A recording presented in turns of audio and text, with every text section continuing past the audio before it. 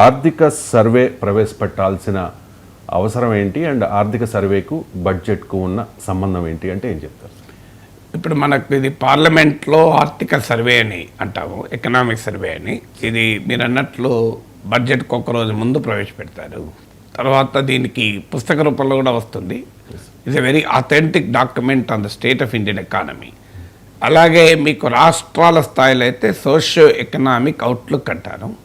Comparatively రాష్ట్రాల్లో వచ్చే economic survey socio economic అవుట్లుక్లో ప్రభుత్వాల కరపత్రాల్లాగా ఉంటాయి. అందులో ఏమీ మెటీరియల్ ఉండదు. ప్రభుత్వం ఇచ్చేసింది, అది చేసింది అంటే there is no intellectual stimulation, మేధోపరమైన వికాసాన్ని కలిగించే అంశాలు ఏమీ ఉండవు. కేవలం ప్రభుత్వం ఏకరువు పెట్టుకుంటుంది, మేము ఇచ్చేసాం, అది చేసామని. కానీ ఇందుకు భిన్నంగా ట్రెడిషన్, కన్వెన్షన్ ఏంటంటే పార్లమెంట్లో ప్రవేశపెట్టే ఆర్థిక సర్వే. ఎందుకంటే దీని కొరకు ఎదురు చూస్తారు. ఇప్పుడు మీకు ఈ సోషియో ఎకనామిక్ అవుట్లుక్ గురించి ఎవడు ఎదురు చూడడు. ఈ సోషియో ఎకనామిక్ అవుట్లుక్ రాష్ట్రాల్లో బడ్జెట్తో పాటు ఇస్తారు. అంటే బడ్జెట్ డాక్యుమెంట్తో బడ్జెట్ ప్రవేశపెట్టినప్పుడు బడ్జెట్ డాక్యుమెంట్తో పాటు బడ్జెట్ స్పీచ్ డాక్యుమెంట్తో పాటు సోషియో ఎకనామిక్ అవుట్లుక్ బుక్ ఇస్తారు. కానీ ఎకనామిక్ సర్వే ముందు రోజు ప్రవేశపెడతారు. పెట్టడమే కాకుండా ఈ పార్లమెంటరీ కన్వెన్షన్ ఏంటంటే ప్రతి economic survey something to think, అంటే మెదడుకు మేత అంటారు కదా. సో కొత్త కాన్సెప్ట్స్ను, కొత్త భావనల్ని, కొత్త అంశాలని చర్చ కూడా పెడుతుంది. ఎందుకంటే ఇది చీఫ్ ఎకనామిక్ అడ్వైజర్, భారత ప్రభుత్వానికి ప్రధాన ఆర్థిక సలహాదారు చీఫ్ ఎకనామిక్ అడ్వైజర్ ఆధ్వర్యంలో ఎకనామిక్ సర్వే రచించబడుతుంది. ఎకనామిక్ సర్వేలో చెప్పిన ప్రతి ఒక్కటి వెంటనే ఇంప్లిమెంట్ కావాలని కూడా లేదు. ఉదాహరణకు యూనివర్సల్ బేసిక్ ఇన్కమ్ యూబీఐ అని చాలా రోజుల కింద చెప్పారు. అది ఇప్పటికి కూడా అమలేం కాలేదు. కానీ ఇలా ఒక ఇన్నోవేటివ్ ఎకనామిక్ కాన్సెప్ట్స్ను డిబేట్ కూడా పెడతారు. ఇప్పుడు లాస్ట్ టైం ఎకనామిక్ సర్వేలో డిజిటల్ ఎకానమీ గురించి మాట్లాడారు. సో ఇలా ప్రతి బడ్జెట్ కూడా సర్టెన్ ఇన్నోవేటివ్ థాట్స్ను సమాజం ముందు, ప్రజల ముందు, రాజకీయ వ్యవస్థ ముందు, ఆర్థిక వ్యవస్థ ముందు డిబేట్కి పెడతారు. అందువల్ల ఎకనామిక్ సర్వే ఇది వండర్ఫుల్ ఎక్సర్సైజ్. ఇక మీరు అన్నట్లు మరి ఎకనామిక్ సర్వేకు బడ్జెట్కు ఉన్న లింక్ ఏంటి? ఇప్పుడు రవిశంకర్ మీరు ఏదైనా కడుపులో నొప్పిలేస్తుంది అని డాక్టర్ దగ్గరికి వెళ్తారు. డాక్టర్ ఏం చేస్తాడు? మిమ్మల్ని మీకు 4 టెస్టులు వస్తాడు. కడుపులో నొప్పి అయితే బ్లడ్ టెస్ట్ చేయించండి, ఏదైనా బ్యాక్టీరియల్ ఇన్ఫెక్షన్ ఉన్నా, వైరల్ ఇన్ఫెక్షన్ ఉన్నా నొప్పి లేవచ్చు, లేదు ఇంకో అల్ట్రాసౌండ్ చేయించండి, లేదు ఇలా అని 1, 2, 3 ఏదో టెస్ట్లు రాస్తారు. మీరు వెళ్ళి డయాగ్నోస్టిక్ దగ్గరికి వెళ్ళి టెస్ట్ రిపోర్ట్లు తీసుకెళ్ళి మళ్ళీ డాక్టర్ చూపెడతారు. ఆ టెస్ట్ రిపోర్ట్లో వచ్చిన దాని ఆధారంగా డాక్టర్ మందులు రాస్తాడు. బడ్జెట్ ఆర్థిక మంత్రి అనే అతను ఒక ఎకనామిక్ డాక్టర్, అంటే దేశం ఎదుర్కొనే ఆర్థిక ఇబ్బందులకు, ఎకనామిక్ ఎయిల్మెంట్స్, ఆర్థిక రుగ్మతలకు పరిష్కారాన్ని చూపే వైద్యుడు ఆర్థిక మంత్రి. మరి ఆ వైద్యుడు పరిష్కారం చూపడం అంటే ఇటు ప్రిస్క్రిప్షన్ ఏంటి? బడ్జెట్. ఇంకో బడ్జెట్లో నేను ఈ ఎకనామిక్ ఎయిల్మెంట్స్, ఆర్థిక రుగ్మతలకు పరిష్కారం చూపుతున్నాను అని ఫైనాన్స్ మినిస్టర్ చెప్తాడు. కానీ దానికి ఒక బేసిస్ ఉండాలి కదా, డయాగ్నాస్టిక్స్. ఎకనామిక్ సర్వే అనేది ఒక రకంగా డయాగ్నాస్టిక్ టెస్ట్ లాంటిది. అంటే ఒక భారత ప్రభుత్వం ఎకానమీ గురించి ఏమనుకుంటుంది, అంటే ఎకనామిక్ సిచ్యువేషన్ బట్టి బడ్జెట్ ఉంటుంది. అందుకే ఎప్పుడు కూడా బడ్జెట్ను విశ్లేషించాలి అనుకునే ఎవరైనా ఇవాళ వచ్చే ఎకనామిక్ సర్వేను ముందుగా చదవాలి. ఎందుకంటే ఇప్పుడు ఉదాహరణకు ఎకనామిక్ సర్వేలో ప్రజల కన్జంప్షన్ ఎక్స్పెండిచర్ బాగా దెబ్బతిన్నది, ఇది ఎకానమీ గ్రోత్ను దెబ్బతీస్తోంది అనే కాన్సెప్ట్ ముందు పెట్టారనుకోండి. బడ్జెట్లో మనం ఏం ఎక్స్పెక్ట్ చేయాలి? ప్రజల చేతుల్లో ఆదాయాలు పెట్టి ప్రజల వస్తు వినిమయాన్ని, సేవల వినిమయాన్ని పెంచాలి, consumption of goods and services పెంచాలి అని బడ్జెట్లో చూస్తాం. ఎగుమతులు బాగా దెబ్బతిన్నాయి, వాణిజ్యంలో ట్రేడ్ డెఫిసిట్ పెరిగింది అని బడ్జెట్లో చెప్పారనుకోండి, సరే ఎకనామిక్ సర్వేలో చెప్పారనుకోండి. బడ్జెట్లో మనం ఏం పరిశీలిస్తాం? ఈ ఎక్స్పోర్ట్స్ను పెంచడానికి, ట్రేడ్ డెఫిసిట్ వాణిజ్య లోటును తగ్గించడానికి బడ్జెట్ ఏమైనా సూచనలు చేసిందా? అలాగే ఇప్పుడు మీకు అన్ఎంప్లాయ్మెంట్ ఒక పెద్ద సమస్యగా ఉంది, క్వాలిటీ జాబ్స్ రావడం లేదు, అడిక్వేట్ జాబ్స్ రావడం లేదు, క్వాలిటీ జాబ్స్ రావడం లేదు అని ఎకనామిక్ సర్వేలో అంచనా ఉంటే బడ్జెట్లో ఈ అన్ఎంప్లాయ్మెంట్ను ఎదుర్కోవటానికి, ఎంప్లాయ్మెంట్ను బూస్ట్ చేయడానికి ఏం చేస్తాం? అంటే economic survey is the diagnosis of the problem, budget is a prescription. అందువల్ల ఎకనామిక్ సర్వే లేకుండా బడ్జెట్ చూడలేము. బడ్జెట్ను ఎకనామిక్ సర్వే అనే అద్దం నుంచి చూడాలి. అదొక గ్లాస్ మనకు ఫిల్టర్. ఎకనామిక్ సర్వేలో ఈ ఎకనామిక్ సిచ్యువేషన్ పైన భారత ప్రభుత్వం ఏమనుకుంటుంది, it's an authentic assessment of the state of economy.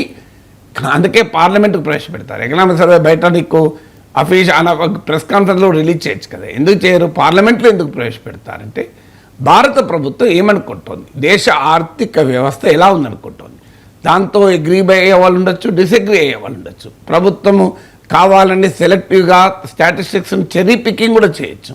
కానీ అది ప్రభుత్వాన్ని మించిన ఒక పెద్ద సోర్స్ ఆఫ్ డేటా అయితే ఉండరు. ప్రభుత్వం ఒకసారి డేటా ఇచ్చాక ఆ డేటా తప్పుల్ని ఎవరైనా మనం చర్చించవచ్చు, సమీక్షించవచ్చు. కానీ ప్రభుత్వం అనేది మొదలు డేటా ఇవ్వాలి కదా. సో అందువల్ల ఎవ్రీ ఎకనామిక్ ప్లానర్ యొక్క విశ్లేషకుడి నుంచి మొదలుకొని ప్రజల వరకు ఈ ఎకనామిక్ సర్వేలో ప్రభుత్వం ఏం ఆలోచిస్తుంది, దేశ ఆర్థిక వ్యవస్థ ఎదుర్కొనే సవాల్ ఏంటి. ఇప్పుడు నన్ను అడిగితే నేనే ఎకనామిక్ సర్వే రాశాను అనుకుందాం. ఉదాహరణకు నేనేమంటాను, ఇవాళ ఇండియా ఎదుర్కొనే అతిపెద్ద సవాల్ మూలం ఎక్కడ అంటే ప్రజల వినిమయం తగ్గుతుంది. ఆర్థిక వృద్ధి తగ్గడానికి అదే కారణం, ఇండియన్ ఎకానమీలో ఇవాళున్న రుగ్మతలకు అదే కారణం. నిన్న అరవింద్ పనగారియా నరేంద్ర మోడీకి చీఫ్ ఎకనామిక్ అడ్వైజర్గా పనిచేసిన వ్యక్తి ఇండియన్ ఎకానమీ అనేక అంశాల్లో దెబ్బతిని ఉంది అని రాశారు. ఇవాళ పత్రికల్లో మీరు చూశారు, ఆర్ఎస్ఎస్ దాని అనుబంధ కార్మిక వ్యవసాయ విద్యార్థి ప్రజా సంఘాలు డిమాండ్ చేశాయి మధ్య తరగతికి ఇంకా రిలీఫ్ ఇవ్వాలి అని. ఇది నేను ఎప్పటి నుంచి చెప్తున్నాను, దాదాపు 3-4 నెలల నుంచి. మీరు యూట్యూబ్లో middle class in professor K Nageswaram కొట్టండి, అనేక వీడియోలు వస్తాయి. 90,000, 70,000, 80,000. నిన్న కాక మొన్న కేంద్ర బడ్జెట్ మధ్యతరగతికి న్యాయం జరగాలి అని 28 నిమిషాలు మాట్లాడిన వీడియో పెట్టండి, ఒక సెమినార్లో మాట్లాడింది. ఎప్పటి నుంచో ఒక 2-3 నెలల నుంచి ఇదే పాయింట్ చెప్తూ వచ్చాను. ఇవాళ పత్రికల్లో పేజ్ 1లో ఉంది, మీరు చూడండి. ఆర్ఎస్ఎస్ అనుబంధ సంఘాలు డిమాండ్ చేశాయి, చిన్న వ్యాపారులకు అండగా ఉండండి, మధ్యతరగతికి రిలీఫ్ ఇవ్వండి, అలాగే పన్నులు తగ్గిస్తూ ఉండండి. నేను ఈ వివరాలతో సహా చెప్పాను. కార్పొరేట్ ఇన్కమ్ ట్యాక్స్ ఎలా ఉంది, పర్సనల్ ఇన్కమ్ ట్యాక్స్ ఎలా ఉందని నా విశ్లేషణలో రోజు చెప్తున్నాను. ఇవాళ మనం ఎకనామిక్ సర్వే నేను కనుక రాస్తే I will talk about the consumption. ప్రజలు వినిమయం ఎట్లా పడిపోతుంది, ఎందుకు పడిపోతుంది, దీన్ని ఎలా పెంచాలి అని. అందువల్ల ఎకనామిక్ సర్వే అనేది ఆలోచన, ప్రభుత్వ ఆలోచన చెప్తుంది. దానిపైన విమర్శ, వ్యాఖ్యానాలు, విశ్లేషణలు మనం చేసుకోవాలి. ఈ బడ్జెట్ మీద నాకున్న సందేహాలతో పాటు సగటు పౌరుడు అలాగే సామాన్యుడికున్న అనేక సందేహాలను ఇప్పుడు అడుగుతాను సార్. అసలు బడ్జెట్ ఎందుకు ప్రవేశపెట్టాలి? ప్రతి ఏడాది ప్రవేశపెడతారు.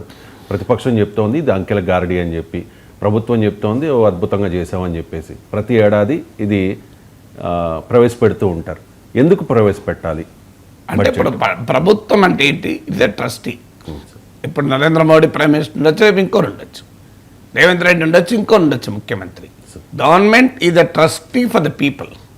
ఇవాళ ఉదాహరణకు కేంద్ర బడ్జెట్ ఒక 47-48 లక్షలు, ఈసారి 50 లక్షల కోట్లు ఉండొచ్చు. ఈ 50 లక్షల కోట్లు ఎవరి డబ్బు ఇది? ఇది నరేంద్ర మోడీ డబ్బు కాదు, నిర్మలా సీతారామన్ డబ్బు కాదు, ఇది భారత ప్రజల డబ్బు.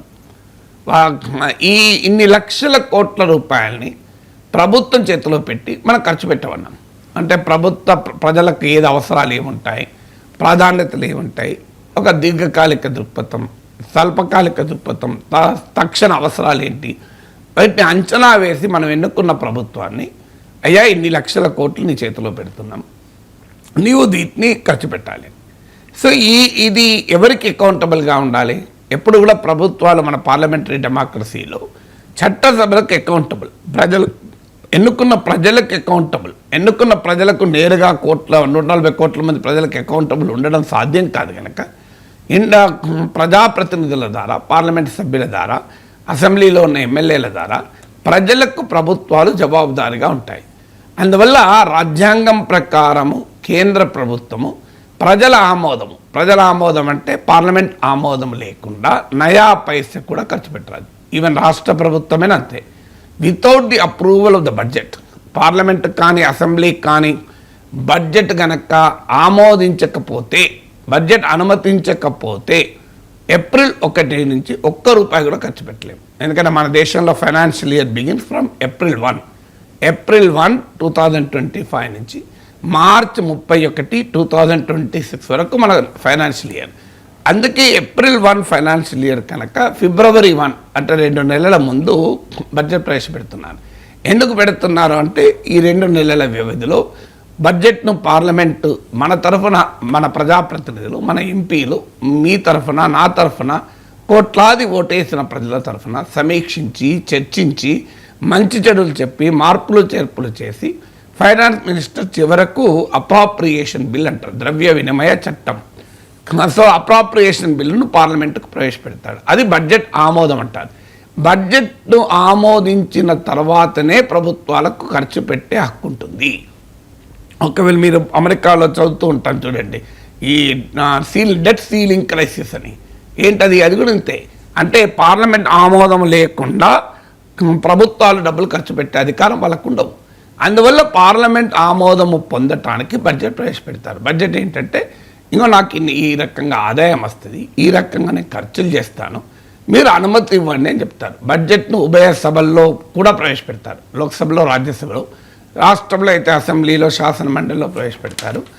ఈ లోక్సభలో మాత్రం బడ్జెట్ పైన దిగువ సభ, లోక్సభ కానీ అసెంబ్లీ కానీ, దిగువ సభలో మాత్రం ఒక్కొక్క మినిస్ట్రీ వైజ్గా చర్చ జరుగుతాయి. కీలక ప్రధాన మంత్రిత్వ శాఖలన్నింటినీ పైన చర్చ జరుగుతాయి. ఓవరాల్గా బడ్జెట్ పైన చర్చ ఉంటుంది. బడ్జెట్తో పాటు బడ్జెట్ సెషన్ ప్రారంభంలో మీకు ప్రెసిడెన్షియల్ అడ్రస్ ఉంటుంది. పార్లమెంటును ఉభయ సభలను ఉద్దేశించి ప్రతి బడ్జెట్ సెషన్లో రాష్ట్రపతి ప్రసంగిస్తాడు, స్టేట్లనైతే గవర్నర్ ప్రసంగిస్తాడు. అంటే ప్రభుత్వ ప్రాధాన్యతలు ఏంటివి అని ప్రెసిడెంట్ ఆఫ్ ఇండియా చెప్తారు. దానిపైన మొదలు చర్చ జరుగుతుంది. రాష్ట్రపతి ప్రసంగానికి ధన్యవాదాలు తెలిపే తీర్మానం అని. దాని తర్వాత మీకు బడ్జెట్ పైన స్థూల చర్చ జరుగుతుంది. అంటే ఓవరాల్ డిస్కషన్ జరుగుతుంది. ఆ తర్వాత ఏమవుతుంది అంటే ఈచ్ మినిస్ట్రీ వైజ్గా కూడా చర్చ జరుగుతాయి. అలాగే ప్రతి మినిస్ట్రీకి మనకు అసెంబ్లీలో లేదు కానీ పార్లమెంట్లో స్టాండింగ్ కమిటీలు ఉంటాయి. ఈ స్టాండింగ్ కమిటీ కూడా ఈ పద్ధతులను స్క్రూటినైజ్ చేస్తుంది. అలా ఈ పద్ధతుల పైన చర్చ జరుగుతుంది. అన్ఫార్చునేట్లీ ఈ మధ్య కాలంలో రాజకీయ కారణాలు అయితే బడ్జెట్ పైన చర్చలు జరగకుండానే ఆమోదిస్తున్నారు, గిలెటన్ చేస్తారంటారు. అంటే బడ్జెట్ పైన చర్చ జరిగినట్లుగా ఆమోదించినట్లుగా స్పీకర్ ప్రకటించేస్తాడు. Very unfortunate. 5 నిమిషాలు 7 నిమిషాలు కూడా బడ్జెట్ పైన చర్చ జరగకుండా ఆమోదిస్తున్నారు. అందువల్ల బడ్జెట్ ఆమోదం అనేది చాలా చాలా కీలకం. అయితే మీరు ఇక్కడ ఒక క్వశ్చన్ రావచ్చు, మీరు చాలాసార్లు వింటుంటారు ఓట్ ఆన్ అకౌంట్ అని. ఓట్ ఆన్ అకౌంట్ ప్రవేశపెడుతున్నారు అంటారు. ఓట్ ఆన్ అకౌంట్కు బడ్జెట్ కూడా మనకు తేడా తెలియాలి. కొన్ని ప్రత్యేక పరిస్థితుల్లో బడ్జెట్ను పూర్తి స్థాయిలో పార్లమెంటుకు ప్రవేశపెట్టే సమయము లేకపోవచ్చు. ఉదాహరణకు మీకు మార్చిలో ఎలక్షన్స్ టైం, ఫిబ్రవరిలో ఎన్నికలు జరుగుతున్నాయి. మీకు ఎలా ఉంటుంది బడ్జెట్ ప్రవేశపెట్టడానికి? అలాగే ఏదో వార్ వస్తుంది, నేచురల్ కెలామిటీ వస్తుంది, అప్పుడు ఓట్ ఆన్ అకౌంట్ ప్రవేశపెడతారు. ఓట్ ఆన్ అకౌంట్ అంటే తాత్కాలిక బడ్జెట్. ఒక 3 నెలలకు ప్రభుత్వము పార్లమెంట్ అనుమతి పొందుతుంది. నేను ఇంతకుముందు చెప్పినట్లు పార్లమెంట్ అనుమతి లేకుండా ఒక్క పైసా ఖర్చు పెట్టరాదు కేంద్రం. అలాగే రాష్ట్ర ప్రభుత్వం అసెంబ్లీ ఆమోదం లేకుండా ఒక్క పైసా కూడా ఖర్చు పెట్టరాదు. మరి ఓట్ ఆన్ అకౌంట్ కూడా ప్రవేశపెట్టి చర్చించే పరిస్థితి లేదనుకుందాం. అప్పుడేం చేస్తారు? రాష్ట్రపతి ఆర్డినెన్స్ ద్వారా కూడా అదే అనుమతి ఇవ్వచ్చు. కానీ నార్మల్గా బడ్జెట్ అన్నా ఓట్ ఆన్ అకౌంట్ అన్నా కంపల్సరీగా ఉంటుంది. అందువల్ల బడ్జెట్ ప్రవేశపెట్టడం అనేది రాజ్యాంగ అవసరం, అది కాన్స్టిట్యూషనల్ మ్యాండేట్. బడ్జెట్ ప్రవేశపెట్టకుండా, బడ్జెట్ పార్లమెంట్ ఆమోదము పొందకుండా ఏప్రిల్ 1, 2025 నుంచి ₹1 కూడా కేంద్ర ప్రభుత్వానికి ఖర్చు పెట్టే హక్కే ఉండదు. అందువల్ల బడ్జెట్ ఆమోదించకపోతే కాన్స్టిట్యూషనల్ క్రైసిస్ వస్తుంది. బడ్జెట్ లీక్ అయినా, బడ్జెట్ ఓడిపోయినా ప్రభుత్వాలు రాజీనామా చేయాల్సి ఉంటుంది. అందుకు బడ్జెట్ ఉన్న కాన్స్టిట్యూషనల్ శాంక్టిటీ అది. Right sir. రేపు నిర్మలా సీతారామన్ పార్లమెంట్లో బడ్జెట్ ప్రవేశపెట్టిన తర్వాత వచ్చే రియాక్షన్స్ మనం ముందుగానే ఎక్స్పెక్ట్ చేయొచ్చు సార్. బీజేపీ ఇది ప్రజా బడ్జెట్ అంటది. భారతీయ జనతా పార్టీతో మిత్రపక్షాలుగా ఉన్న ఎన్డీఏ కూటమిలోని పార్టీలన్నీ కూడా అద్భుతం అని చెప్తూ ఉంటాయి. డిఎంకే కావచ్చు, ఆప్ కావచ్చు, కాంగ్రెస్ కావచ్చు, అంటే బీజేపీకి వ్యతిరేకంగా ఉన్న పార్టీలన్నీ కూడా ఇది అంకెల గారడి, మసిపూసి మారడిగా చేశారు, ఇదే టైప్ ఆఫ్ రియాక్షన్స్ బడ్జెట్ తర్వాత వస్తూ ఉంటాయి. అవే గణాంకాలు సార్. కానీ కొంతమంది ఒకలా మరి కొంతమంది మరోలా ఎందుకు మాట్లాడతారు? అంటే మంచిగా ఉంటే ఓకే బాగుంది అని చెప్పాలి, లేకపోతే బాగాలేదు అని చెప్పాలి కదా. అంటే గణాంకాలని నువ్వు చూసే పద్ధతి ఉంటారు. శంకరాచార్యుల వారు అద్వైతం గురించి చెప్తూ సృష్టి ఒకటే, మన దృష్టితోనే సమస్య అని చెప్తాడు. అంతే, ఇది కూడా అద్వైతమే. సృష్టి ఒకటే, దృష్టిలో మనం ఎలా చూస్తే అలా ఉంటుంది. మీకు నువ్వు చూసిన దాన్ని బట్టి ఉంటుంది కదా. సో మీకు అందువల్ల ఒక చెట్టు ఉంటుంది. ఒకరికేమో అబ్బా చెట్టు నరకపై మన వంట చెట్టుగా వాడుకుంటే ఎంత బాగుండడో ఒకరికి అనిపిస్తుంది. ఇంకొకరికి ఈ చెట్టు ఎంత అద్భుతంగా నీడనిస్తుంది, ఈ చెట్టు కింద కూర్చొని నేను కాస్తంత సెదరించుకుంటే ఎంత బాగుండడో ఒకరికి అనిపిస్తుంది. చెట్టు ఒకటే, కానీ ఇద్దరికి చెట్టు అనేది దృష్టి మారిపోయింది. దృష్టిని బట్టి మారిపోతుంది కదా. సో అందువల్ల ఎప్పుడు కూడా గణాంకాలు ఒకటే ఉండొచ్చు, కానీ గణాంకాలను చూసిన అర్థం చేసుకున్న దాన్ని బట్టి ఉంటుంది. మీకు ఒక సింపుల్ ఎగ్జాంపుల్ చెప్తాను. మనం 2025-26 బడ్జెట్ ఉంది, అది రాబోతున్న బడ్జెట్. ఇప్పుడు అవుతున్న budget 2024-25. 2024 for the convenience sake 24 అంటాను, కానీ 24-25 అన్న కన్నా 2022-23-24 3 బడ్జెట్లు తీసుకుందాం. 2022లో ఒక 100 రూపాయలు కేటాయించారు.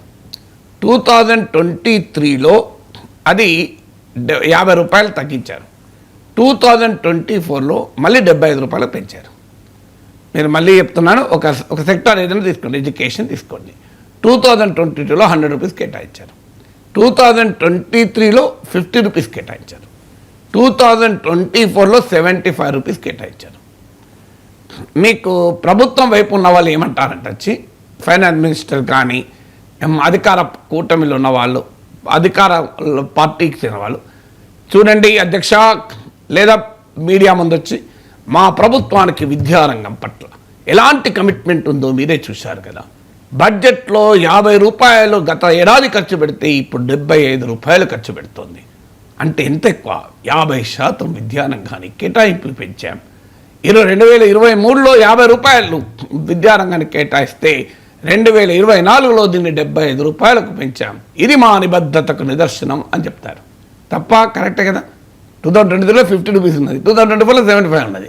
ప్రతిపక్షం వాళ్ళు చేయమంటారు, అధ్యక్ష ఈ ప్రభుత్వానికి విద్యారంగం అంటే పూర్తి నిర్లక్ష్యం. 2022లో 100 రూపాయలు కేటాయించిన ఈ ప్రభుత్వం ఈ ఏడాదిలో 75 రూపాయలే కేటాయించింది. అంటే 2 ఏళ్ల క్రితంతో పోలిస్తే 20% తక్కువ అంటుంది. కరెక్టా? కరెక్టే. 2022లో 100 రూపాయలే కదా. అంటే ఎవరికి కావాల్సిన గణాంకాల్ని, ఎవరికి కావాల్సిన ఫ్రేమ్ ఆఫ్ రెఫరెన్స్ను, ఎవరికి కావాల్సిన పీరియడ్ను చెర్రీ పికింగ్ అంటారు, ఎంచుకుంటారు. సెలెక్టివ్గా గణాంకాలు తీసుకొని విశ్లేషిస్తారు. అందువల్ల మనము ఒక స్వతంత్రంగా విశ్లేషించడానికి చాలా ఎక్సర్సైజ్ చేయాలి, చాలా లోతుగా అర్థం చేసుకోవాలి. లేకపోతే ఈ రాజకీయ మాయామరంలో పడిపోతాం. గణాంకాలు ఒకటే. 2022లో 100 రూపాయలు, వాళ్ళు 2024లో ఇచ్చిన 75 రూపాయలని ప్రతిపక్షం 2022లో ఇచ్చిన 100 రూపాయలతో పోలిస్తే అధికార పార్టీ 2023లో ఇచ్చిన 50 రూపాయలతో పోలుస్తారు. ఏది కరెక్టు? రెండు కరెక్టే టెక్నికల్గా, కానీ సాంకేతికంగా చూడకూడదు. పొలిటికల్గా చూసినప్పుడు వాళ్ళు చూస్తారు. రియలిస్టిక్గా చూసినప్పుడు ఏం చేయాలంటే, ఈ ప్రభుత్వం 2014లో అధికారంలోకి వచ్చింది. 2025 బడ్జెట్ మనం పెడుతున్నాం. 11 ఏళ్లలో విద్యారంగంలో ఎంత ఖర్చు పెట్టారు, సగటున ఎంత పెడుతున్నారు, ఇప్పుడు ఎంత పెట్టారు, అంటే ఒక average over a period of time పెడుతున్నారా లేదా, ఇదొక మార్గం చూడాలి. లేదు ప్రభుత్వం మొత్తం ఖర్చులో విద్యారంగానికి ఎంత పెడుతున్నారు, అది పర్సంటేజ్, అది తగ్గిందా పెరిగిందా అది చూడాలి. లేదు జాతీయ ఆదాయంలో భాగంగా ఎంత ఖర్చు పెడుతున్నారు అది చూడాలి. సో అప్పుడు మనకు ఒక రియలిస్టిక్ అంచనా వస్తుంది, విద్యారంగ అవసరాలు ఎంత ఖర్చు పెడుతున్నారు. ఇలా గణాంకాలను ఒక సమగ్రమైన దృష్టితో విశ్లేషించి అర్థం మనం చేసుకోవాలి. అధికార ప్రతిపక్ష వాళ్ళు వాళ్ళకి అనుకూలంగానే చెప్తారు, ఎందుకంటే అది వాళ్ళ దృష్టి కదా. దృష్టి ఒకటే కానీ దృష్టి వేరు కదా. సో అందువల్ల ఎవరికి తోచిన పద్ధతిలో వెళ్ళి పెడతారు. అలాగే బడ్జెట్లో కేటాయించడం వేరు, ఖర్చు చేయడం వేరు. ఏం జరుగుతుంది అంటే, ఉదాహరణకు బడ్జెట్లో లాస్ట్ ఇయర్, ఇప్పుడు రన్నింగ్ ఇయర్ అంటే ఈ లాస్ట్ బడ్జెట్లో 100 రూపాయలు ఖర్చు పెడతారు. ఈసారి 100 రూపాయలు ప్రతిపాదిస్తారు బడ్జెట్లో, కానీ యాక్చువల్గా 60 రూపాయలు ఖర్చు పెడతారు. ఈ బడ్జెట్లో ఏం చేస్తారు, 80 రూపాయలు కేటాయిస్తారు. అధికార పార్టీ వాళ్ళు ఏం చెప్తారు, అధ్యక్ష గత ఏడాది 60 రూపాయలు మనం ఫలానా వ్యవసాయం పైన ఖర్చు చేశాం. ఈసారి నిర్మలా సీతారామన్ గారు 80 రూపాయలు వ్యవసాయానికి ఇచ్చారు. మన వ్యవసాయం పట్ల, రైతు సంక్షేమం పట్ల మోడీ ప్రభుత్వ నిబద్ధత చూడండి అని చెప్తారు. తప్ప కరెక్ట్ కదా. లాస్ట్ ఇయర్ 60 రూపాయలు ఖర్చు పెట్టారు, ఈ ఇయర్ 80 రూపాయలు కేటాయించారు. కానీ సమస్య ఏంటి? ప్రతిపక్షం వాళ్ళు ఏమంటారు? అధ్యక్ష, గత ఏడాది 100 రూపాయలు కేటాయిస్తే ఈ ఏడాది కేవలం 80 రూపాయలే కేటాయించారు వాళ్ళు చెప్తారు. వాళ్ళేమో కేటాయింపులు కంపేర్ చేస్తారు, వీళ్ళేమో ఖర్చు చేసిన దాన్ని కేటాయింపులు ఖర్చు కంపేర్ చేస్తారు.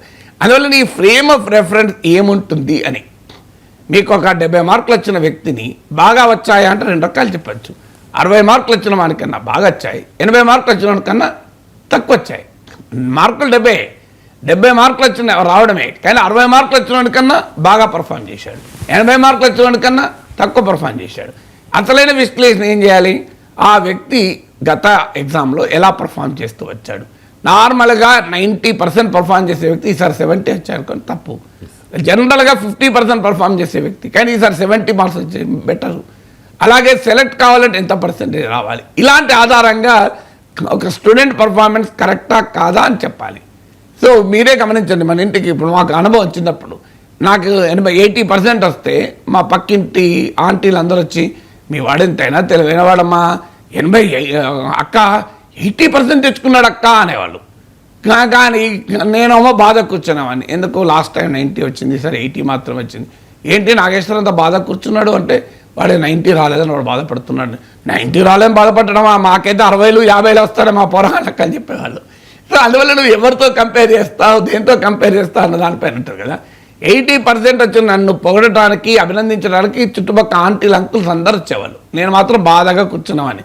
90 రాలేదు, సార్ 95 వస్తాయి అనుకున్నా, లాస్ట్ 90 వచ్చాయి, సార్ 95 వస్తాయి అనుకున్నా, అంతా బాగా రాస్తాను, 20 మార్కులు ఎక్కడ పోయాయని బాధపడుతూ కూర్చున్నవాడిని. అందువల్ల ద వే యు సీ, శంకరాచార్యుల అద్వైతం ప్రకారం నేను చూసే దృష్టమో 90-95 చూస్తున్నా, ఆంటీలు అంకులు చూసే దృష్టం వాళ్ళ పిల్లలకు 70, 50 వచ్చిన కష్టంగా ఉంది కనుక నా మార్కులు చూసి వాళ్ళు తప్పిపోయి నన్ను అభినందించడానికి వచ్చారు. అందువల్ల మనం గణాంకాల్ని ఒక రాజకీయ దృష్టితో కాకుండా ప్రజల దృష్టితో గనక చూస్తే మన విషయాలు అర్థమవుతాయి. సాధారణంగా ప్రతి బడ్జెట్లో కేటాయింపులకు అండ్ ఆ ఫైనాన్షియల్ ఇయర్లో ఖర్చు పెట్టిన దానికి చాలా వ్యత్యాసం ఉంటూ ఉంటుంది సార్. అది వాళ్ళు చెప్పినట్టుగా ఎక్కడ ఏ బడ్జెట్లో జరగలేదనుకుంటా. అంటే ఈ బడ్జెట్ ప్రకారం అనుకున్నట్లుగా జరగకపోతే ఎలా, ఈ అంచనాల ఆచరణలో తారుమారైతే ఎలా? అంటే మీరు అనేది కరెక్ట్ ప్రశ్న.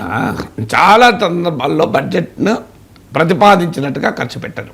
ఇప్పుడు మీకు తెలంగాణ ఎకానమీ పైన కాంగ్రెస్ ప్రభుత్వం వచ్చాక వైట్ పేపర్ పెట్టారు, మీకు గుర్తుండే ఉంటుంది. దాంట్లో చెప్పింది అంటే గత 10 ఏళ్లలో 20% ఫాల్ తేడా. అంటే బడ్జెట్లో ప్రతిపాదించిన దానికి యాక్చువల్గా ఖర్చు పెట్టిన దానికి 20% తేడా ఉంటుంది. తేడా నార్మల్గా ఉంటుంది, ఉండడం తప్పు కాదు. ఎందుకంటే budget is always for the next financial year. మనకు అర్థం కావాల్సింది ఏంటంటే ఇవాళ రేపు బడ్జెట్ ప్రవేశపెడుతున్నారు, అది ఏ ఫైనాన్షియల్ ఇయర్కు 2025-26. అది ఎప్పుడు స్టార్ట్ అవుతుంది? ఏప్రిల్ 1, 2025లో స్టార్ట్ అవుతుంది. సో బడ్జెట్ ఫిగర్స్ ఆర్, అందుకే వాటి ఎస్టిమేట్స్ అంటారు, బిఈ అంటారు, బడ్జెట్ ఎస్టిమేట్స్. బడ్జెట్ అంచనాలు, they are not budget figures, they are budget estimates. అంటే నాకు నెక్స్ట్ ఫైనాన్షియల్ ఇయర్లో ఈ రకంగా ఆదాయం వస్తుంది, దీన్ని నేను ఈ రూపంలో ఖర్చు పెడతాను, ఇంకేమైనా డెఫిసిట్ లోటు ఉంటే దాన్ని ఈ రకంగా పోడ్చుకుంటాను అని ఆర్థిక మంత్రి ప్రతిపాదిస్తారు. కానీ అనుకున్నట్లుగానే ఆదాయం రావాలని రూల్ ఏం లేదు కదా. ఏదైనా కారణాల రీత్యా ఆదాయాలు ఆశించిన స్థాయిలో రాకపోవచ్చు, ఎక్కువ కూడా రావచ్చు. అలాగే అనుకున్నట్టుగానే ఖర్చులు ఉండకపోవచ్చు కదా. ఇప్పుడు కోవిడ్ లాంటిది వచ్చిందంటే మొత్తం మారిపోతుంది, నీకు ఎకానమీ కంప్లీట్ తలకిందులవుతుంది. ప్రతి ఇయర్ కోవిడ్ రాదు, కానీ నార్మల్ ఇయర్స్లో కూడా ప్రభుత్వాలు ఆ అంచనా వేసిన దానికి అక్యురేట్గా ఆదాయము రాదు, అక్యురేట్గా ఖర్చులు ఉండవు. అది కూడా ఒక రంగానికి ఎక్కువ ఖర్చు ఉండొచ్చు. ఇప్పుడు ఉదాహరణకు సడన్గా బార్డర్లో ఏదో టెన్షన్లు పెరుగుతాయి, రక్షణ పైన మనం ఎక్కువ ఖర్చు పెట్టాల్సి ఉంటుంది. సడన్గా మీకు వాతావరణ పరిస్థితులు బాగాలేక కరువు వస్తుంది, వ్యవసాయం పైన ఎక్కువ ఖర్చు పెట్టాల్సి వస్తుంది. లేదు కొన్నింటి మీద తక్కువ, ఒకదాని మీద ఎక్కువ ఖర్చు పెట్టాలంటే ఆటోమేటిక్గా ఒకదాని మీద తగ్గించాలి. 100 రూపాయలు అవే కదా, ఒక దగ్గర ఎక్కువ ఇచ్చారంటే ఇంకో దగ్గర తగ్గించాలి. దీన్ని ఎప్పటికప్పుడు మరి ఏంటి పార్లమెంట్ ఆమోదం పొందాలు, పార్లమెంట్ ఆమోదం పొందకుండా 1 రూపాయి కూడా ఖర్చు పెట్టవద్దని మీరే చెప్పారు కదా సార్ అంటారు. మళ్ళీ ఎలా అంటే దానికి సప్లిమెంటరీ డిమాండ్స్ ఉంటాయి. ఎప్పటికప్పుడు పార్లమెంటుకు వచ్చి ఫైనాన్స్ మినిస్టర్ సప్లిమెంటరీ డిమాండ్స్ ప్రవేశపెడతారు.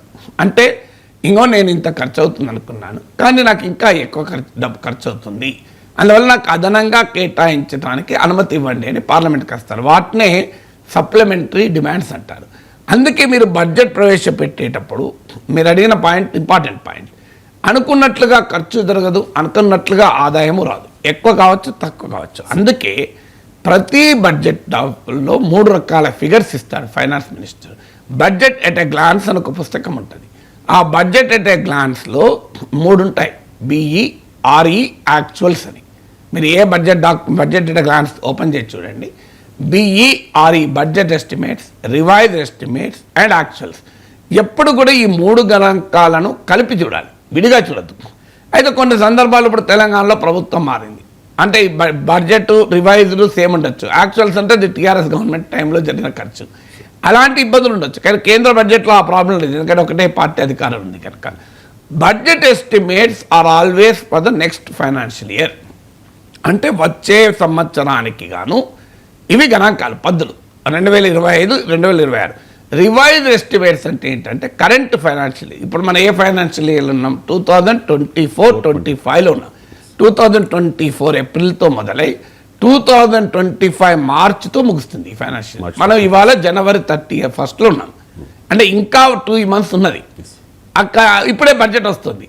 అందువల్ల ఈ వాస్తవంగా మొత్తం ఇయర్కు సంబంధించిన గణాంకాలు ఫైనాన్స్ దగ్గర ఉండవు, ఎందుకంటే ఇంకా 2 నెలలు ఏడాది పూర్తి కాలేదు కదా.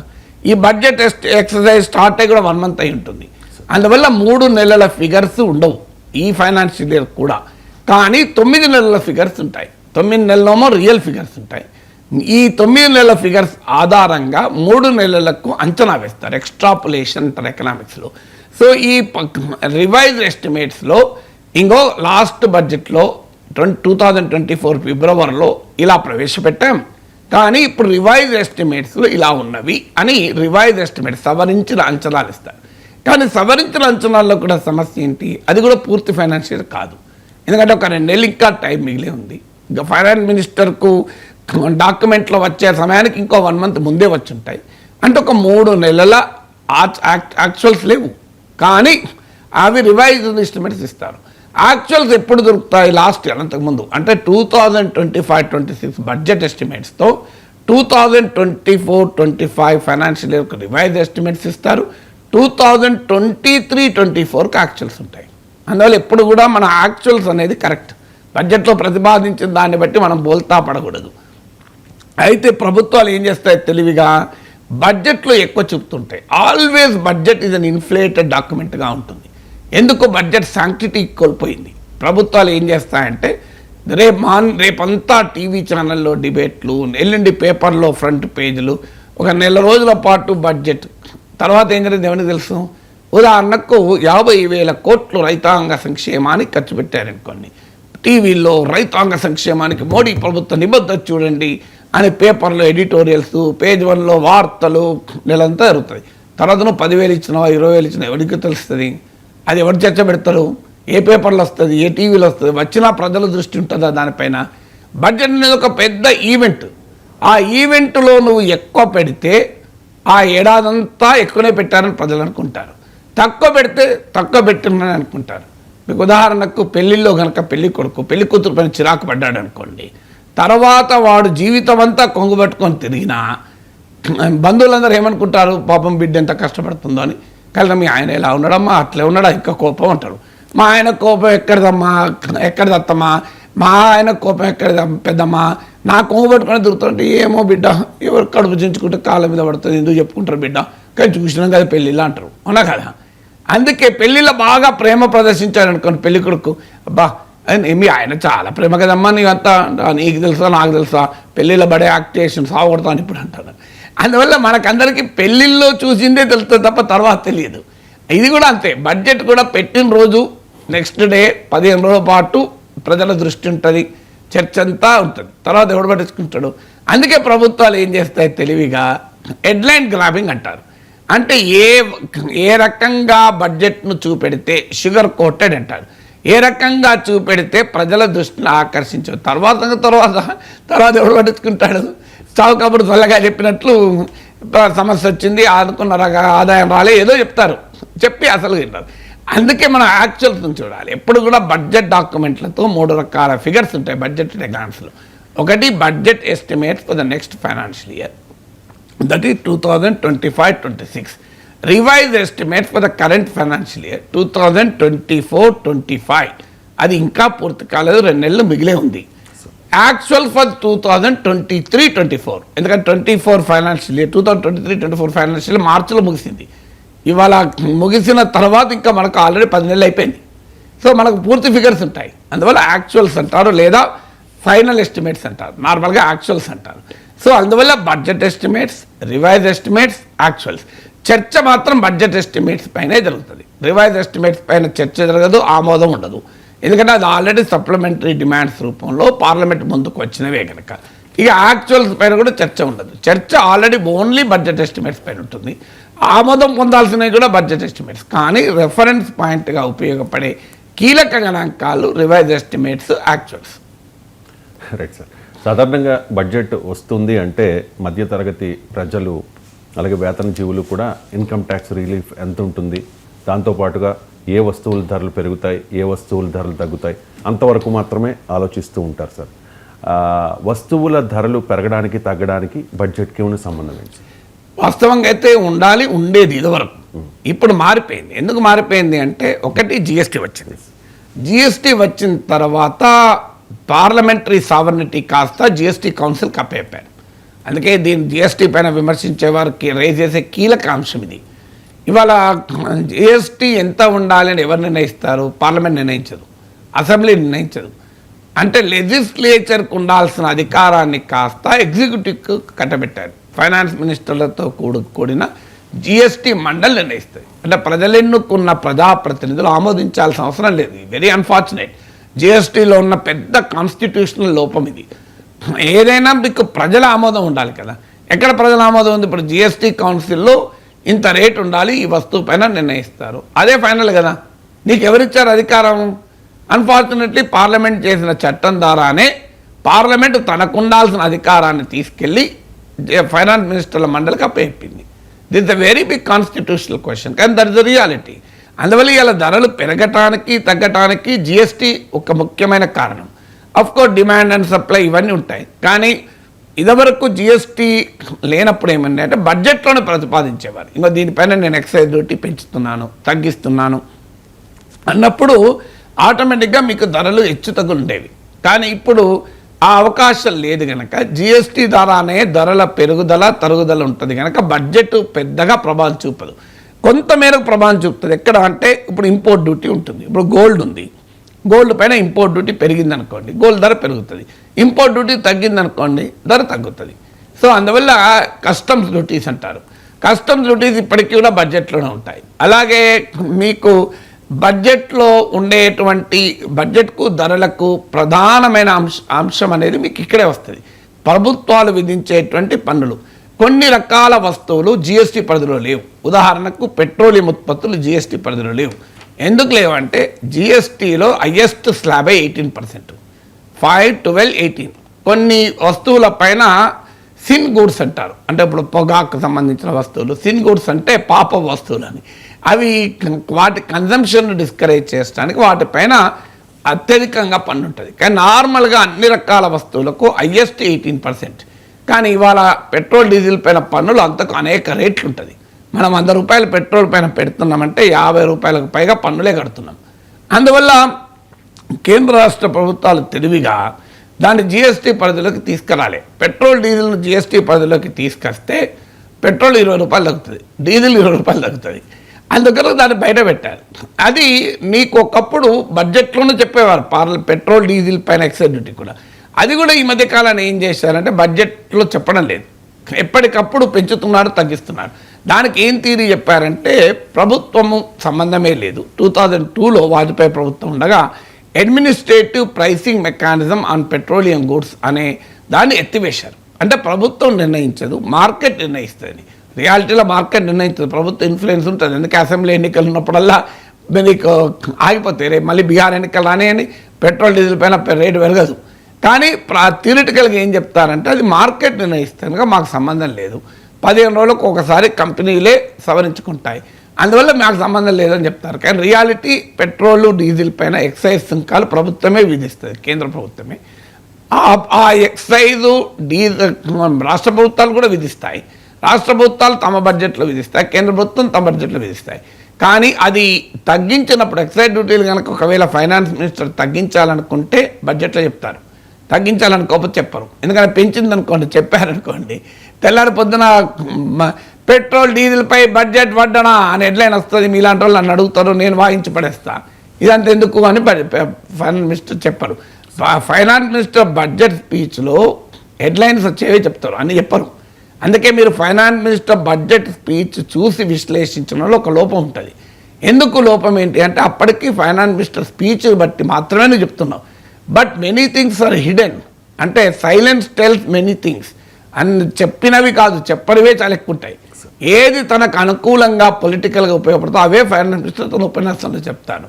ఈ మధ్య కాలంలో అయితే finance minister concrete statistics concrete చెప్పకుండా ఫిలాసఫీ చెప్తున్నారు. చాణక్యుడు ఇట్లన్నాడు, వాళ్ళు ఇట్లన్నారు, తత్వశాస్త్రాలు చెప్తారు, ఓ తమిళ కవి ఇట్లన్నారు, కవిత చదువుతారు.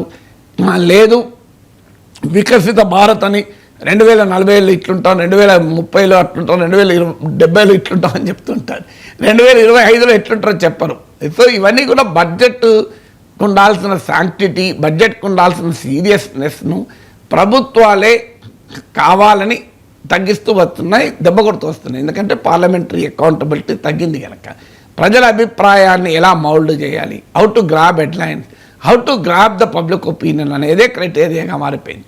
ఆ పార్లమెంటరీ స్క్రూటినీ ఉండాలి, అకౌంటబిలిటీ ఉండాలి అనే ఉన్నత పార్లమెంటరీ సాంప్రదాయాలు ఎప్పుడో వదిలేశారు మన రాజకీయ వ్యవస్థ. కానీ బడ్జెట్లో చూసినప్పుడు అయితే ఇవన్నీ మరి ఎలా సార్ మీరు ఎలా మాట్లాడతారని నేను అనొచ్చు. కానీ ఇవన్నీ ఉంటాయి బడ్జెట్లో. ఇప్పుడు ఉదాహరణకు రివైజ్ ఎస్టిమేట్స్ ఉంటాయి, యాక్చువల్స్ ఉంటాయి, అన్ని ఫిగర్స్ బడ్జెట్ డాక్యుమెంట్లు ఉంటాయి. ఆ లోతుల్లోకి వెళ్ళి మనం చదవగలగాలి. We have to see between the lines. దీనికి చాలా ప్రిపరేషన్తో ఉంటే చెప్పచ్చు. ఇవి కాక ఇతర డాక్యుమెంట్లు, ఇతర నివేదికలు చాలా ఉంటాయి. ఒక బడ్జెట్ను చూడాలంటే బడ్జెట్ ఫిగర్సే చూడాల్సిన అవసరం లేదు. బడ్జెట్ను చూడాలి అంటే బడ్జెట్లో ప్రభుత్వం ఇచ్చే ఫిగర్స్, ప్రభుత్వంతో సంబంధం లేకుండా చాలా ఫిగర్స్ పబ్లిక్ డొమైన్లో ఉంటాయి. ఉదాహరణకు centre for Monitoring Indian economy, CMI అన్నది, ఇది ఒక ఆథెంటిక్ ఆర్గనైజేషన్. వీళ్ళ నివేదికలు రెగ్యులర్గా ఉంటాయి. అలాగే ప్రభుత్వాలు జరిపే సర్వేలు ఉంటాయి, periodic labour force survey, consumption సర్వేలు ఉంటాయి. Reserve bank state of economy పైన రిపోర్ట్లు ఇస్తాయి. Controller and Auditor general CAG economy పైన రిపోర్ట్లు ఇస్తాయి. స్టాటిస్టా అనే వెబ్సైట్ ఉంటాయి, మీకు అన్ని రకాల స్టాటిస్టిక్స్ దొరుకుతాయి, స్టాటిస్టా అని. అలా కాకుండా మీకు world bank, international monetary fund, Asian development bank, ఇలా రకరకాల సంస్థలు, రకరకాల సెంటర్ ఫర్ పాలసీ స్టడీస్ లాంటి థింక్ ట్యాంకులు, ఇలా రీసెర్చ్లు, పరిశోధనలు ఉంటాయి. సో అందువల్ల ప్రభుత్వం ఇచ్చేటువంటి డాక్యుమెంట్లలో అధికారిక ఫిగర్స్ ఉంటాయి, అధికారిక అంచనాలు ఉంటాయి. వాటిని ఆథెంటిక్గా పబ్లిక్ డొమైన్లో ఉన్న అనేక ఇతర సంస్థలు, మీకు రకరకాల బాడీస్ ఉంటాయి. ఇప్పుడు ఛాంబర్ ఆఫ్ కామర్స్, FICCI ఉంటుంది, CII ఉంటుంది. వీళ్ళు రకరకాల కన్సల్టెన్సీలతో కలిసి వారు ఎకానమీ పైన స్టడీస్ కమిషన్ చేస్తాయి. మీకు consultancy firm PricewaterhouseCoopers అని, ఎర్న్స్ట్ అండ్ యంగ్ అని, డెలాయిట్ అని, వీళ్ళు కూడా అనేక రకాల పరిశోధనలు వస్తుంటాయి. సో ఇవి కాకుండా వివిధ సంస్థలు, ఇప్పుడు ఆటోమొబైల్ రంగం ఉందనుకోండి, society for Indian automobile manufacturers association, వాళ్ళు డేటా ఇస్తుంటారు. సాఫ్ట్వేర్ అనుకో, national association for software services and companies, NASSCOM వాళ్ళు ఇస్తుంటారు. ఇలా అనేక రకాల ప్రభుత్వేతర నివేదికల్ని కొరిలేట్ చేసుకుంటూ ఒక సమగ్రమైన శాస్త్రీయమైన అవగాహనకు మనం రావాల్సి ఉంటుంది. Right sir. అంటే మీరు చెప్పినవన్నీ ఆ నివేదికలు చూస్తే బడ్జెట్ అర్థమవుతుంది అంటారు. అంటే బడ్జెట్ అర్థం కావటానికి సమగ్రంగా అర్థం కావడం. సమగ్రంగా బడ్జెట్ ఈజ్ ఓన్లీ అఫీషియల్ కదా. Okay sir. ప్రభుత్వం తనకు అనుకూలమైన వాదనలు, తనకు అనుకూలమైన గణాంకాలు పెడుతుంది. ప్రభుత్వమే ఆథెంటిక్ సోర్స్ కాదని మనం అనలేము. కానీ ప్రభుత్వమే చెప్పిందే నిజం కావాలని రూల్ ఏం లేదు కదా. ప్రభుత్వం ఉదాహరణకు అన్ఎంప్లాయ్మెంట్ లేదని చెప్తుంది, ద్రవ్యోల్బణం బాగా తగ్గిందంటుంది, కానీ మార్కెట్లో ధరలు తగ్గుతున్నాయా? అందువల్ల authentic knowledge is not only in government hand. Knowledge అనేది పబ్లిక్ డొమైన్లో అనేక రకాల independent, that is the beauty of democracy కదా. ప్రజాస్వామ్యం అంటేనే ప్రభుత్వం రాచరికం కాదు, రాచరికంలో రాజు చెప్పిందే వేదం. కానీ ప్రజాస్వామ్యంలో అలా ఉండదు కదా. ప్రజాస్వామ్యంలో ప్రభుత్వాన్ని ప్రశ్నించేటువంటి అనేక రకాల నివేదికలు ఉంటాయి. ప్రశ్నించాలని అవసరం కూడా లేదు, న్యాయంగా సమీక్షించే నివేదికలు ఉంటాయి. ఇప్పుడు national council for applied economic research, NCAE అలాంటి సంస్థలు, ఇలా అనేక రకాల సంస్థలు ఉంటాయి. వాటన్నిటిని మనం కొరిలేట్ చేసుకుంటూ ఆ డాక్యుమెంట్లో ఉన్న కాన్సెప్ట్ అర్థం చేసుకుంటూ ప్రభుత్వ నివేదికల్లో, ప్రభుత్వ డాక్యుమెంట్లో ఉంటాయి. పార్లమెంటరీ స్టాండింగ్ కమిటీ రిపోర్ట్లు ఉంటాయి, పార్లమెంటరీ కమిటీస్ అవి. సో వీటన్నిటిని కలిపి మనము అధ్యయనం చేస్తూ అవగాహనకు రావాలి. ప్రభుత్వం కానీ లేకపోతే ప్రభుత్వంలో మిత్రపక్షాలుగా ఉన్న పార్టీలు కానీ ప్రశంసిస్తూ ఉంటాయి సార్. అండ్ ఇంతకుముందు నేను చెప్పినట్టుగా ప్రతిపక్షాలు ఇది అంకెల గారడి అని అంటూ ఉంటాయి. ఈ బడ్జెట్ని అర్థం చేసుకోవడానికి ఏ ఏ నివేదికలు చూడాలి? సాధారణంగా బడ్జెట్ అంటే చాలా టఫ్ సబ్జెక్ట్ అని మోస్ట్ ఆఫ్ ద పర్సన్స్ అనుకుంటూ ఉంటారు. అండ్ ఆ టెర్మినాలజీ కూడా కాస్త డిఫరెంట్గా ఉంటుంది సార్. నేను కూడా ఈ బడ్జెట్ మీతో ఏదైనా డిస్కషన్ ఉందంటే ఎక్కువగా కొంచెం టెన్షన్ పడి ఎక్కువ మిమ్మల్ని నేను అడుగుతూ ఉంటాను, ఏంటి సార్ ఇదేంటి అదేంటి అని చెప్పేసి. నాకే అర్థం కానప్పుడు చాలా నిజమే, అర్థం కావటానికి అర్థశాస్త్రాన్ని మన దేశంలో అర్థం కాని శాస్త్రంగా మార్చేశారు కదా. కానీ ఇప్పుడు నేనేమి ఎకనామిక్స్ స్టూడెంట్ కాదు, నేను I'm electronics student. BSc mathematics, physics, electronics చదువుకున్నాను. నా జీవితంలో ఫార్మల్గా ఎకనామిక్స్ ఎక్కడ చదవలేను నేను. ఎకనామిక్స్లో విజిటింగ్ ఫ్యాకల్టీగా బిర్లా ఇన్స్టిట్యూట్ ఆఫ్ టెక్నాలజీ సైన్సెస్లో 4 ఏళ్ళు పాఠాలు చెప్పాను. మీకు ఈ బడ్జెట్ మీద గత 20 ఏళ్ళుగా టెలివిజన్ డిబేట్లలో budget, finance minister budget speech ప్రవేశపెట్టిన తర్వాత విశ్లేషిస్తూ వచ్చారు. అర్థం చేసుకోవడమే అంటే, మొదలు అర్థం కావాలంటే బడ్జెట్ టర్మ్స్ అర్థం కావాలి.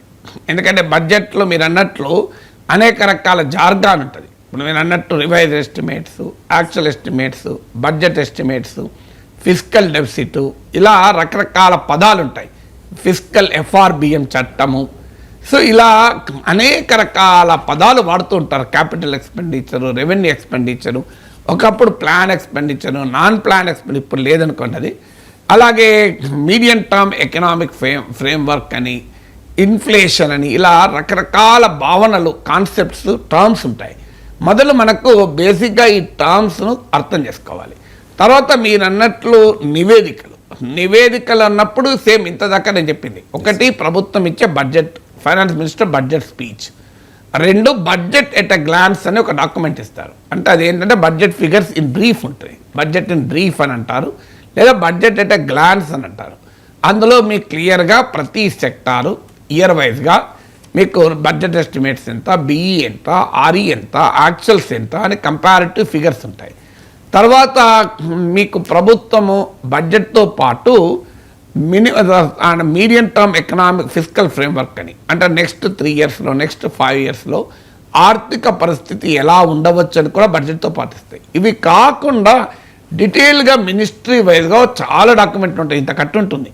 మేము ఎమ్మెల్సీగా ఉన్నప్పుడు ఇంత కట్టు ఉండేది. చాలామంది ఎమ్మెల్సీ దాన్ని పట్టుకోకుండా వెళ్ళిపోయేవాళ్ళు. నేను మా డ్రైవర్ చెప్పి ముందే కారులో అవన్నీ పెట్టించామని, ఇంత కట్టిస్తారు. సో అందువల్ల ఇప్పుడు ఈ మధ్య కాలంలో ఆన్లైన్లో ఇచ్చేస్తున్నారు, మీకు నెట్లో దొరుకుతుంది. ఇట్స్ ఏ పబ్లిక్ డాక్యుమెంట్, ఏమీ nothing is secret. So budget అనేది మీకు మినిస్ట్రీ ఆఫ్ ఫైనాన్స్ వెబ్సైట్లో మొత్తం డాక్యుమెంట్లు ఉంటాయి. ఇలా ఒక్కొక్క డిపార్ట్మెంట్ వైజ్గా రిపోర్ట్లు ఉంటాయి. అవన్నీ మనం చదివే ఓపిక లేకపోయినా మొదలు finance minister budget speech, 2 budget at a glance, 3వది ఈ ఫిస్కల్ ఫ్రేమ్వర్క్ అంటే ఆర్థిక పరిస్థితి ఎలా ఉండవచ్చు అని, 4వది ఎకనామిక్ సర్వే, నేను ఇంతకుముందు చెప్పాను. ఇలా బేసిక్గా ఈ డాక్యుమెంట్స్ గవర్నమెంట్ ఇచ్చేది. ఇవి కాకుండా మీకు CAG నివేదికలు ఉంటాయి, RBI నివేదికలు ఉంటాయి, మీకు వరల్డ్ బ్యాంక్ నివేదికలు ఉంటాయి, IMF నివేదికలు, తర్వాత మీకు ఇంతకుముందు చెప్పినట్టు centre for Monitoring Indian economy CMI, FICCI federation of Indian chamber of commerce and industry, అలాగే కాన్ఫెడరేషన్ ఆఫ్ ఇండియన్ ఇండస్ట్రీ, ఇలా సెక్టార్ వైజ్గా society for Indian automobile manufacturers, NASSCOM, ఇలా సెక్టార్ వైజ్గా ఉండేవి. తర్వాత రకరకాల కన్సల్టెన్సీ ఫర్మ్స్ ఇచ్చే రిపోర్ట్లు, ఇలా మీకు ఇలా అనేక రీసెర్చ్ సెంటర్స్ ఉంటాయి. Centre for development studies, centre for advance studies, ఇలా రకరకాల సంస్థలు ఉంటాయి. ఇప్పుడు మన హైదరాబాద్లో centre for economic and social studies అని ఉన్నాయి. ఇలా రకరకాల థింక్ ట్యాంకులు ఉంటాయి, రకరకాల agent centre for policy studies, వీళ్ళు పరిశోధనలు చేస్తూ ఉంటారు, వాళ్ళు చెప్తుంటారు. ఇవి కాకుండా మనకు ప్రఖ్యాత అర్థశాస్త్రవేత్తలు, ఆయా రంగాల నిపుణులు వారు బడ్జెట్ను విశ్లేషిస్తుంటారు. వెంటనే టీవీలో విశ్లేషించవచ్చు, లేదా తర్వాత పేపర్లో ఆర్టికల్స్ రావచ్చు. టాప్ ఎకానమిస్టులు, రకరకాల ఎకానమిస్టులు ఉంటారు. ప్రభుత్వాన్ని సమర్థించే ఎకానమిస్ట్ ఉంటారు. ఇప్పుడు సుర్జీత్ భల్లా ఇది రైట్ వింగ్ ఎకానమిస్ట్, ప్రభుత్వాన్ని సమర్థిస్తారు. అలాగే మీకు అరవింద్ పనగారియా, అంటే ఈ మధ్య ప్రభుత్వాన్ని ఎకానమీ బాగలేదని చెప్పాడు కానీ బట్ అందరికీ తెలిసి ఆయన గతంలో చీఫ్ ఎకనామిక్ అడ్వైజర్గా ఉన్నాడు. అలాగే మీకు మోహన్ దాస్ పాయ్, ఇలాంటి ఇప్పుడు వీళ్ళంతా ప్రభుత్వాలకు అనుకూలంగా చెప్తుంటారు. ప్రోగ్రెసివ్ ఎకానమిస్టులు ఉంటారు, మీకు జయతి ఘోష్ అని, సిపి చంద్రశేఖర్, ప్రభాత్ పట్నాయక్, వీళ్ళంతా క్రిటికల్గా నిజంగానే బడ్జెట్లో ఏముంది అని స్టడీ చేస్తుంటారు. అలా అటు ఇటు రైట్ లెఫ్ట్ లేకుండా సెంటర్లో ఉండే వాళ్ళు కూడా ఉంటారు. సో ఇలా రకరకాల మంది రాసేటువంటి విశ్లేషణలను మనం అర్థం చేసుకోవాలి, వాటిని స్టడీ చేయాలి, అండర్స్టాండ్ చేసుకోవాలి. సో ఇలా there is no dearth of information, లిటరేచర్కి ఏమీ కొరత లేదు. ఆ ప్యాషన్ ఉండాలి, అర్థం చేసుకో. ఇవన్నీ నేను ఇంతకుముందు అద్వైతం గురించి చెప్పాను, సృష్టి దృష్టి అని. సృష్టి ఒక్కటైనా ఎవరు చూసే దృష్టి వాళ్ళకు ఉంటుంది. మన దృష్టితో మనం చూడాలి, మనం అంటే ప్రజల దృష్టితో చూడాలి. ప్రజల దృష్టితో నీ మేధోశక్తికి పదను పెట్టి, మన మేధో సంపత్తిని ఉపయోగించి మేధస్సుకు పదను పెట్టి అర్థం చేసుకుని ప్రయత్నించాలి. ఏం అసాధ్యం కాదు ఇది. వాళ్ళెవరో రాశారు, వీళ్ళెవరో చెప్పారు అన్నది కాదు. వాళ్ళెవరో సపోర్ట్లు కొట్టమంటే నువ్వెందుకు సపోర్ట్లు కొట్టాలి? ప్రజల దృష్టితో ఇది రైటా రాంగా, ప్రజల దృష్టితో చూసేటప్పుడు ఆథెంటిక్ డాక్యుమెంట్ ఏంటి, పబ్లిక్ డాక్యుమెంట్. అలాంటి వాళ్ళు గవర్నమెంట్ డాక్యుమెంట్స్ నుంచే కోట్ చేస్తాను. ఇప్పుడు కార్పొరేట్ ఇన్కమ్ ట్యాక్స్ కన్నా పర్సనల్ ఇన్కమ్ ట్యాక్స్ ఎక్కువ పెరిగింది. ఎక్కడ తీసుకున్నాను, I taken from the government documents. అందువల్ల గవర్నమెంట్ డాక్యుమెంట్స్లోనే ఉంటుంది బిట్వీన్ ద లైన్స్ చదివితే. సో అందువల్ల ఒకవేళ గవర్నమెంట్ కాకపోతే ఆథెంటిక్ డాక్యుమెంట్స్ అంటే సమాజము పబ్లిక్ డొమైన్లో చాలా యాక్సెప్టబుల్గా ఉన్న డాక్యుమెంట్స్ ఉంటాయి. ఇప్పుడు సిఎంఐ ఉంది, ప్రభుత్వం కాదు, Centre for Monitoring Indian Economy, but highly respectable organisation. So మీకు కంట్రోల్ అండ్ ఆడిటర్ జనరల్, అది ప్రభుత్వం కాదు కానీ ప్రభుత్వాన్ని ప్రశ్నిస్తూ ఎవ్రీ ఇయర్ రెగ్యులర్గా ఎకానమీ పైన రిపోర్ట్లు వస్తాయి. ఇవన్నీ మనం స్టడీ చేయగలిగితే సమగ్రమైన అవగాహన తెచ్చుకోగలం. బడ్జెట్, ఆ తర్వాత రైల్వే బడ్జెట్ సెపరేట్గా ప్రవేశపెట్టేవారు. రైల్వే బడ్జెట్ గురించి కూడా చాలా ఈగర్గా వెయిట్ చేసేవారు సార్. ఎందుకంటే కాంగ్రెస్ గవర్నమెంట్ అయినా ఎన్డీఏ గవర్నమెంట్ అయినా రైల్వే శాఖ మంత్రి ఎప్పుడు నార్త్ ఇండియన్కి సంబంధించిన పర్సనే ఉంటారు కాబట్టి ఈ దక్షిణాదికి నష్టం జరుగుతూ ఉంటుంది అనేది మొదటి నుంచి తెలుగు రాష్ట్రాలు అండ్ దక్షిణాది రాష్ట్రాలు నాయకులు చేస్తున్న ఆరోపణ. సో గతంలో బడ్జెట్, రైల్వే బడ్జెట్ సెపరేట్గా ప్రవేశపెట్టేవారు. ఇప్పుడు గతంలో సెపరేట్గా ప్రవేశపెట్టేవారు. ఇప్పుడు కలిపి అంటే రేపే ఈ బడ్జెట్తో పాటు రైల్వే బడ్జెట్ కూడా ప్రవేశపెడుతూ ఉన్నారు. గత కొంతకాలంగా 2-3 ఇయర్స్కే జరుగుతుంది అనుకుంటా కదా సార్. రీజన్ ఏంటి? దాని రీజన్ ఏంటంటే బ్రిటిష్ టైంలో ప్రభుత్వానికి వచ్చే ఆదాయ వ్యయాల్లో రైల్వేలే మెయిన్ ఉండే, ఇంకేవి లేకుండే. మిగతా అన్ని కలిపినా తక్కువ ఉంటాయి. అందువల్ల రైల్వే బడ్జెట్ సెపరేట్గా పెట్టారు. ఆ కొలోనియల్ సాంప్రదాయం స్వాతంత్రం వచ్చాక కూడా కొనసాగింది. కానీ రియాలిటీలో ఇప్పుడు రైల్వేకి ప్రభుత్వాలు పెట్టే ఖర్చు చాలా తగ్గిపోయినాయి. అందువల్ల రైల్వే కన్నా ఇంపార్టెంట్ శాఖలు పెరిగిపోయాయి. రైల్వేల కన్నా విద్యాశాఖ ఇంపార్టెంట్ కాదా? రైల్వేల కన్నా మీకు రక్షణ శాఖ ఇంపార్టెంట్ కాదా? రైల్వే కన్నా ఆరోగ్య శాఖ ఇంపార్టెంట్ కాదా? అంటే ఒకప్పుడు ప్రభుత్వం చేసే పనిలో రైల్వేసే మెయిన్ ఉండే, ప్రభుత్వ ఆదాయ వ్యయాల్లో రైల్వేసే కీలకం ఉండే. కాలక్రమేణా మారిపోయింది. ఇప్పుడు రైల్వేలు ప్రధానం కాదు కదా. అందువల్ల ఇప్పుడు నీ ఎకానమీ పెరిగింది, బడ్జెట్ పెరిగింది, నీకు మారిపోతుంది. ఇప్పుడు ఉదాహరణకు నీకు 10,000 రూపాయల ఆదాయం ఉన్నప్పుడు నీ బడ్జెట్లో ఆహారం గురించి ఎక్కువ ఆలోచిస్తావు, ఫుడ్ గురించి. ఎందుకంటే 2,000 అవుతుందా, 3,000 అవుతుందా, 4,000 అవుతుందా, నేను ఆర్గానిక్ కూరగాయలు అయితే అమ్మో మేము భరించలేము, కాస్ట్లీ అవుతాయి, చీప్గా ఎక్కడ దొరుకుతుంది, ఏ నూనె చీప్లో దొరుకుతుంది, అబ్బో అంత కోల్డ్ ప్రెస్ ఆయిల్ చాలా కాస్ట్లీ, మేము సాధారణ ఆయిల్, ఇవన్నీ చర్చ నడుస్తుంది కుటుంబంలో. కానీ 2 లక్షల ఆదాయం నెలకొన్న వారి ఇంట్లో ఈ చర్చ జరుగుతుందా? జరగదు. కోల్డ్ ప్రెస్ ఆయిలే వాడతారు, ఆర్గానిక్గా వాడతాం, అసలు ఆ డిస్కషనే ఉండదు. ఎందుకంటే 2 లక్షల ఆదాయం ఉన్న వారికి ఫుడ్ ఎక్స్పెండిచర్ చాలా లిమిటెడ్, నెగ్లిజిబుల్. 10,000 ఆదాయం ఉన్న వాళ్ళకి ఫుడ్ ఎక్స్పెండిచర్ ఎక్కువ. అందువల్ల 2 లక్షల ఆదాయం ఉండేవాడి బడ్జెట్ ప్రియారిటీస్ వేరే ఉంటాయి, 10,000 ఆదాయం ఉండేవారి బడ్జెట్ ప్రియారిటీస్ వేరే ఉంటాయి. అందువల్ల రైల్వేలు అనేది ఒకప్పుడు పెట్టడానికి కారణం అది. కాలక్రమేణా కొలోనియల్ సాంప్రదాయాన్ని మనం కొనసాగించాం. మొదట్లో ఈవెన్ బడ్జెట్ ఈవినింగ్ 5 గంటలకు ప్రవేశపెట్టేవాళ్ళు. ఆ బ్రిటిష్ పార్లమెంట్ టైంలో నువ్వు చూసుకొని పెట్టేవాళ్ళు. అది కూడా మార్చేశారు. సో ఇలా ఫిబ్రవరి 28న బడ్జెట్ పెట్టేవారు, ఇప్పుడు ఫిబ్రవరి 1కి వచ్చింది. అందువల్ల ఇప్పుడు రైల్వే బడ్జెట్ను సెపరేట్గా ప్రవేశపెట్టాల్సిన అవసరమే లేదు. ఎందుకంటే ఓవరాల్ కేంద్ర బడ్జెట్లో రైల్వే ఇన్సిగ్నిఫికెంట్. ఇప్పుడు ఫిస్కల్ డెఫిసిట్ అంటే ప్రభుత్వం పెట్టేటువంటి మొత్తం ఖర్చుకు ఆదాయానికి తేడా. ఆదాయం ఎక్కువ ఉంటే సర్ప్లస్ అంటాం. సాధారణంగా ప్రభుత్వాలకు ఆదాయాలు ఎక్కువ ఉండవు, ఖర్చులు ఎక్కువ ఉంటాయి. అందువల్ల దాన్ని డెఫిసిట్ అంటాం. ద్రవ్యలోటు is the total income of the government minus total expenditure. సాధారణంగా టోటల్ ఎక్స్పెండిచర్ ఎక్కువ ఉంటుంది కనుక ఫిస్కల్ డెఫిసిట్ అంటాం. FRBM అంటే fiscal responsibility and budget management act, FRBM చట్టం. ఇది ఏంటి అంటే ప్రభుత్వాలు బాధ్యతారహితంగా ఖర్చులు పెట్టకుండా ఉండేందుకు ఈ చట్టం చేశారు. అంటే ఇంకో జీడిపిలో ఇంత కన్నా ఎక్కువ ఉండకూడదు నీ ఫిస్కల్ డెఫిసిట్ అని, ద్రవ్యలోటును నియంత్రించేటువంటి చట్టం. ఎక్స్పెండిచర్ కూడా 2 రకాలు ఉంటుంది, క్యాపిటల్ ఎక్స్పెండిచర్, రెవెన్యూ ఎక్స్పెండిచర్. ఇప్పుడు మీరు ఉదాహరణకు పిల్లల చదువు పైన పెట్టే ఖర్చు, టూరిస్టుగా ఒక విహారయాత్రకు వెళ్ళే ఖర్చు ఒకటి కాదు కదా. మీరు ఇల్లు కట్టుకోవడానికి పెట్టే ఖర్చు, హోటల్కి వెళ్ళి రెస్టారెంట్లకు వెళ్ళి డిన్నర్లకు వెళ్ళే ఖర్చు ఒకటి కాదు కదా. అందువల్ల రోజువారీ ఖర్చును రెవెన్యూ ఎక్స్పెండిచర్ అంటారు.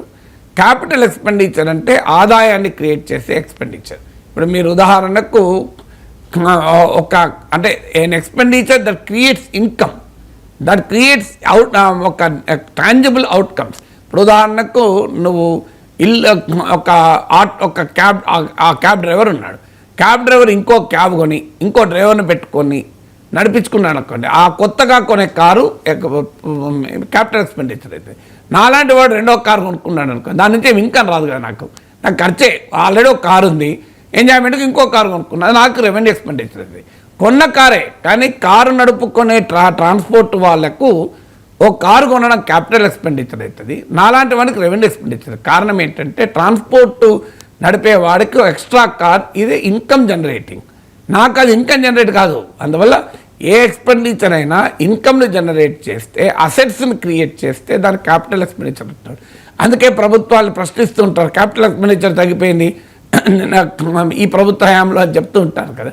Capital expenditure generally leads to development. Revenue expenditure ఏమో రొటీన్ మెయింటెనెన్స్ ఎక్స్పెండిచర్. అందువల్ల మనకు ఎక్స్పెండిచర్లో క్వాలిటీస్ ఉంటాయి.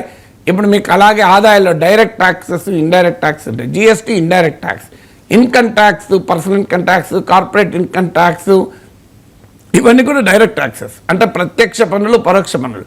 ప్రభుత్వం పన్ను వేస్తే నీవే కడితే ప్రత్యక్ష పన్ను, నీవు ఇంకోటి దగ్గర వసూలు చేసి కడితే అది పరోక్ష పన్ను. ఇప్పుడు ఉదాహరణకు ఇన్కమ్ ట్యాక్స్ అనుకోండి, నా మీద వేస్తే నేనే కదా కట్టాలి, మీ మీద వేస్తే మీరే కట్టాలి, ఇంకోటి దగ్గర వసూలు చేయరు. GST అనుకో, ఒక హోటల్ వాడి దగ్గర మీద ప్రభుత్వం GST అంటే హోటల్ వాడు ఏం చేస్తాడు, కన్జ్యూమర్ దగ్గర కలెక్ట్ చేసి ప్రభుత్వానికి కడతాడు. అందుకే GST is an indirect tax, excise duties are indirect taxes. కానీ ఇది మీకు income tax is direct taxes. పరోక్ష పన్నులేమో ప్రజలపైన ప్రభావం పడతాయి. మీకు ఇప్పుడు పేదవాడైనా ధనికుడైనా సబ్బు పైన, ఆయిల్ పైన కట్టే GST ఒకటే. పేదవాడైనా ధనికుడైనా పాప్కార్న్ పైన కట్టే GST ఒకటే.